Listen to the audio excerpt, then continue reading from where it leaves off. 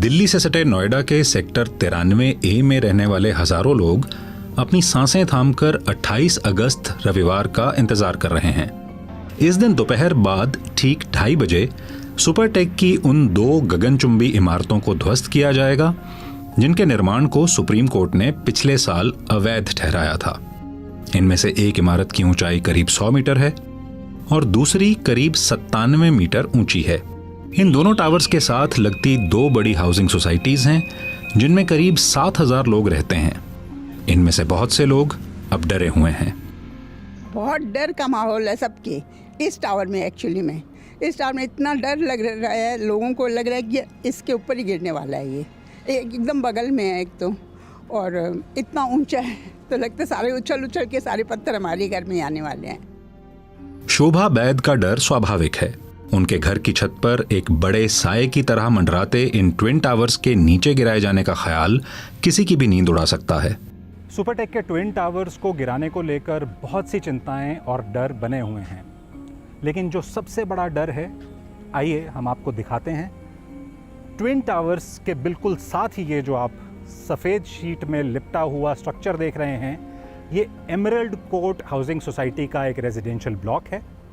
और जैसा कि आप देख सकते हैं, इस रेजिडेंशियल ब्लॉक और ट्विन टावर्स के बीच का फासला महज चंद कदमों का ही है। तो रविवार को जब बारूद लगाकर इन ट्विन टावर्स को गिराया जाएगा तो इसका साथ लगने वाले हाउसिंग सोसाइटीज़ पर क्या असर होगा, ये एक बहुत बड़ा सवाल बना हुआ है।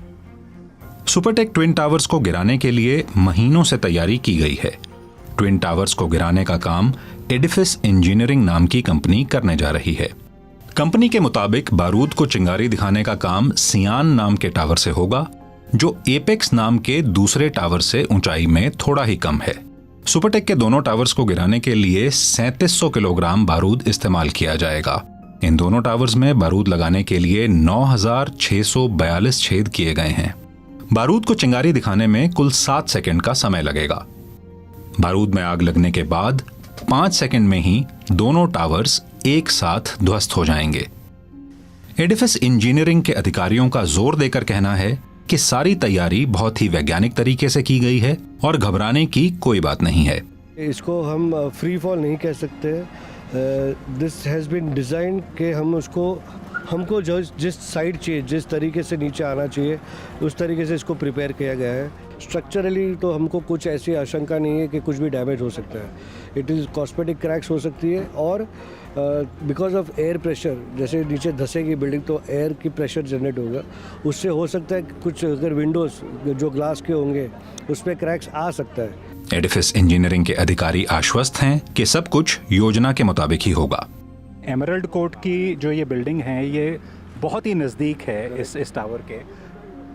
इन स्ट्रक्चर्स को कितना खतरा है? सर 100% बिल्कुल खतरा नहीं है। इफ़ अगर इंडियन लॉज अलाउड करते तो मैं खुद वहाँ टेरेस पे खड़ा रहता था ये फॉल देखने के लिए। पर आसपास रहने वाले लोगों के बारे में ये नहीं कहा जा सकता कि वे आश्वस्त हैं। इट्स वेरी हार्ड टू से कि ये सब लोग आश्वस्त हैं, ऐसा नहीं है। जो लोग, सबके अपने अलग एंग्जाइटी लेवल्स हैं। कुछ लोग बहुत पास रहते हैं, उनमें बहुत डर है, उनको पता नहीं है कि आगे क्या होगा, कैसे होगा। लेकिन जब तक हो नहीं जाता, लोगों का कंसर्न जाता नहीं है। ट्विन टावर्स के आसपास रहने वाले लोगों के लिए चिंता का विषय यह भी है कि टावर्स के गिरने से जो कंपन पैदा होगा, उसकी वजह से उनके घरों में कीमती सामान को नुकसान पहुंच सकता है। इस संभावना से निपटने के लिए उन्होंने तैयारी भी शुरू कर दी है। जो वॉल्स पे फ्रेम्स हैं, शैंडलियर्स हैं, लैंप्स हैं, उनको उतार के पैक करके रखना, ओपन एरियाज को टेप से कवर करना सो दैट डस्ट या पोल्यूशन कुछ भी अंदर ना आए। अभी यहाँ पे हमें पता नहीं कि कितनी ज़ोर से वाइब्रेशंस आएगी, क्या होगा, सारी खिड़कियाँ टूट जाएंगी, तो हम उस पर कवरिंग लगा रहे हैं। अभी जितना हो सकता है हमने कॉन्ट्रैक्टर से लिया है। और फिर हमारे घर पे बहुत हैंगिंग ऑब्जेक्ट्स भी है, तो जब एक्सप्लोजन होगा, फटेगा, तो धमाके से शायद वो गिर जाए, तो उसको भी निकाल के सबको, मतलब जो भी जैसे ऊपर झूमर जो भी लगे हैं उसको हटाना पड़ेगा। सुपरटेक ट्विन टावर्स के आसपास रहने वाले सभी लोगों को रविवार सुबह 7 बजे तक अपने घरों को छोड़कर जाना होगा और शाम 4 बजे से पहले वापस आने की इजाजत नहीं होगी। इस तरह की चीज़ हमने एक्सपीरियंस करी ही नहीं है और शायद ऐसा पहले कभी हुआ भी नहीं है यहाँ पे। इसलिए एक दिन पहले में हम निकलना चाहेंगे और एक दिन बाद आना चाहेंगे, क्योंकि मेरी बेटी एस्थमेटिक है और यहाँ पर बता रहे हैं कि बहुत ज़्यादा धूल उड़ेगी, तो वो सबसाइड करने में कहते हो रहे हैं 3-4 घंटे में हो जाएगा। मुझे लगता नहीं है, तो मैं पूरे 24 घंटे बाद ही आऊँगा। इन टावर्स के गिरने के बाद पर्यावरण पर पड़ने वाले असर पर भी चिंता जताई जा रही है। इसका इम्पैक्ट जो है पर्यावरण के लिहाज से वो लंबा होने वाला है। वो एक दिनों में ये धूल जो है वो सेटल नहीं होने वाली है। अगर मौसम ने आपका साथ दिया कि बारिश हो गई, तब तो बहुत आसानी से धूल सेटल हो जाएगी। बहुत से धूल ऐसे होते हैं जो आपको दिखते हैं, जो डिमोलिशन के बाद आपको गुब्बार सा निकलेगा, लेकिन बहुत से धूल जो है वो दिखते नहीं हैं, बहुत छोटे होते हैं, माइन्यूट होते हैं, सस्पेंडेड फॉर्म में आपके आकाश में कई दिनों तक रहते हैं और वो बड़े हैजार्डस होते हैं क्योंकि वो सीमेंट होता है। तो ये जो चीज़ें हैं ये लंग्स में जाने के बाद बच्चों को खासकर बहुत नुकसान पहुंचा सकती है। ट्विन टावर्स के आसपास रहने वाले लोग चिंता से घिरे हैं, लेकिन इस इलाके के आसपास से गुजरने वाले लोग उत्सुकता से भरे हुए दिखाई देते हैं। इन टावर्स के सामने की सड़क भले ही दोनों तरफ से बंद कर दी गई हो, लेकिन इन टावर्स को देखने आने वाले लोगों का जमावड़ा दिन भर लगता रहता है।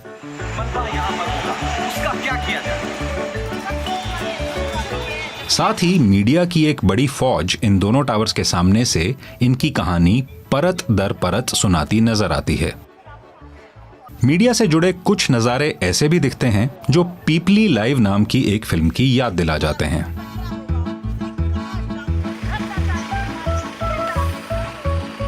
बहरहाल सभी की आंखें अब उन 12 सेकंड्स पर टिकी हैं जब कुतुब मीनार से ज्यादा ऊंचाई वाली ये दो इमारतें ताश के पत्तों की तरह ढहकर मिट्टी में मिल जाएंगी। देवलिन रॉय और अतुल गौतम के साथ राघवेंद्र राव, BBC।